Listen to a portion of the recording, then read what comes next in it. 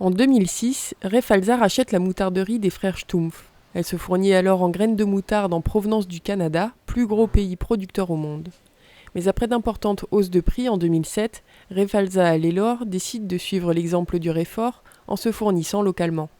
Comme personne ne cultive de la moutarde pour transformation sur le sol alsacien, l'entreprise se rapproche de la Chambre d'agriculture pour envisager une réintroduction de la graine de moutarde blanche dans la région. Et nous avons donc sélectionné 5 agriculteurs en faisant une sélection de variétés de graines blanches à ce moment-là, assez diverses et variées du nord au sud du Bas-Rhin, sur les 5 agriculteurs qui vont de Mittesheim jusqu'à Utenheim. Et ces 5 agriculteurs-là, nous avons démarré avec à peu près 2 hectares chacun. 2 hectares nous apportaient à ce moment-là à peu près 4 tonnes par agriculteur. Et aujourd'hui, nous avons à peu près presque la moitié des graines d'Alsace qui sont dans notre mélange de moutarde douce d'Alsace. La transformation se passe donc de la manière suivante. Nous transformons des graines en les broyant à sec sur un broyeur pour transformer la graine de moutarde en farine de graines de moutarde. Et cette farine de graines de moutarde est ensuite mélangée avec de l'eau, du vinaigre, du sel. Ce mélange humide passe ensuite sur des meules de pierre pour donner la pâte de moutarde finale. Donc aujourd'hui, nous fabriquons un peu plus de 1000 tonnes par an sur le site de Mittesheim, chez Alelor. Nous sommes fabricants de moutarde douce à l'origine. Historiquement, les recettes étaient des moutardes douces aromatisées avec des produits alsaciens tels le Riesling, la moutarde à la bière, la moutarde au Riesling, la moutarde douce d'Alsace classique. Et nous avons développé chaque année un nouveau produit pour sortir un petit peu de notre territoire et proposer des produits pour répondre à une demande nationale. C'est-à-dire qu'on a développé des moutardes au Réfort, des moutardes au pain d'épices, des moutardes à la Mirabelle. Et tout récemment, nous avons concocté la moutarde douce à la tomate, la moutarde douce à l'ail au persil et la moutarde douce figue et miel. La moutarde se sème généralement fin mars, début avril, dans des sols ressuyés sur des doses de 7 à 8 kg hectares. Elle croît progressivement et début mai apparaissent les premiers boutons floraux. Il faut alors bien surveiller les vols de méligettes, des insectes qui, en piquant la fleur pour se nourrir du pollen, provoquent l'avortement de la plante. La floraison dure 3-4 semaines et la récolte intervient normalement 2 semaines après la moisson de blé, soit vers fin juillet, début août.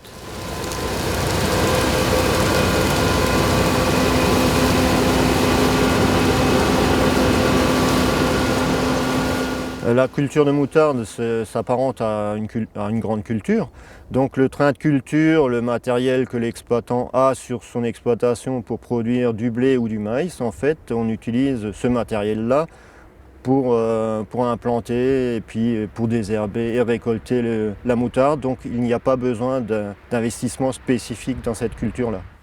Autre acteur incontournable de la filière, le comptoir agricole, qui assure le tri et le séchage des graines récoltées. Nous sommes chez Silorin Silostra, au port de Strasbourg, donc un site du comptoir agricole, où l'on va trier la moutarde qu'on a réceptionnée ici.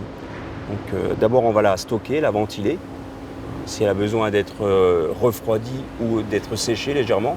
Et après ça, on va la trier sur un trieur à semences. C'est une étape cruciale parce qu'une fois la moutarde sortie de notre nettoyeur, elle sera conditionnée en big bag d'à peu près 800 kg. Big bag qui seront utilisés tels quels chez le client. Il aura juste un crible de sécurité avant le process, mais la moutarde ne subira plus aucun traitement. Production mineure, la moutarde est aujourd'hui cultivée par 5 agriculteurs sur 42 hectares. Si elle était déjà utilisée comme scipan, culture intermédiaire piège à nitrate, pour ne pas laisser le sol nu entre 2 cultures, son exploitation en vue de sa transformation alimentaire nécessitait d'autres connaissances. Il a fallu tout réapprendre et tester à la fois des variétés et des itinéraires techniques. Et donc la Chambre d'agriculture, avec le soutien de Pierre Geist, a été un appui important pour nous producteurs pour se lancer dans cette nouvelle culture. Parce qu'il nous a permis de nous accompagner, de trouver les références techniques, la bibliographie, et après de l'adapter à nos exploitations pour qu'on puisse mettre en place un itinéraire technique. Et tout au long de l'année, il nous conseille, et même des réunions bout de champ sont organisées pendant la culture pour voir l'avancée des cultures, nous conseiller dans les pratiques, comment l'entretenir, comment la protéger contre les insectes. Et puis Pierre organise aussi courant de l'hiver une réunion bilan pour qu'ensemble on puisse échanger, partager nos expériences sur l'année qui s'est passée et améliorer les pratiques pour améliorer aussi la qualité du produit. Fabien Metz, agriculteur à la vente Zenot, s'est lancé dans la production de moutarde il y a 6 ans. Il cherchait une troisième culture pour allonger sa rotation et diversifier son assolement. La Chambre d'agriculture l'a alors mise en relation avec Allelore. Il cultive aujourd'hui les variétés Severka et Zlata et met à disposition de la Chambre une parcelle pour la conduite d'essais variétaux.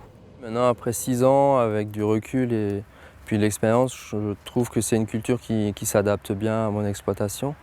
Donc c'est pour moi une culture qui me dégage un revenu, qui m'apporte un revenu au vu des discussions qu'on a pu avoir et des négociations qu'on a avec M. Trautmann. C'est une culture qui répond aussi à mon objectif de diversifier l'assolement. Elle me permet d'avoir 3 cultures différentes sur l'exploitation. Je suis inscrit dans une production locale. C'est ce qui m'intéressait aussi, de produire ici, dans mon secteur, une culture qui puisse être utilisée en alimentaire après sur le marché alsacien. Donc ça, c'est quelque chose qui me plaisait, qui me motivait aussi, objectif qui est fait.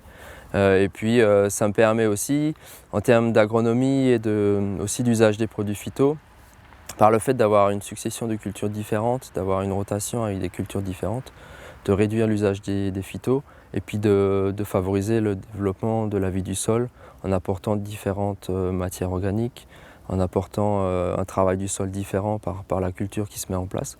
Donc d'un point de vue agronomique, je m'y retrouve aussi en ayant diversifié mon assolement et ma rotation.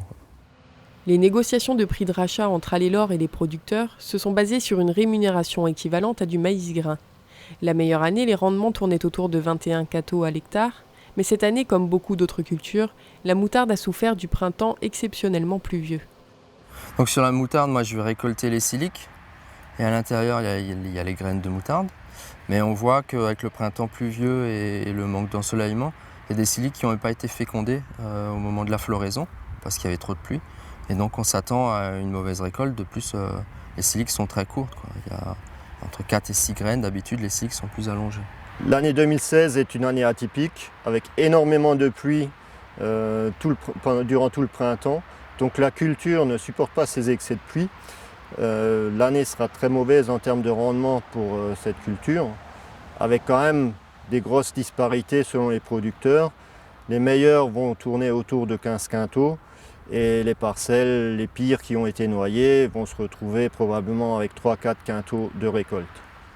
La recherche se poursuit tant au niveau variétal que des engrais à utiliser et dans quelle proportion. La filière n'est pas encore arrivée à saturation, il y aurait encore potentiellement de la place pour quelques producteurs motivés et rigoureux.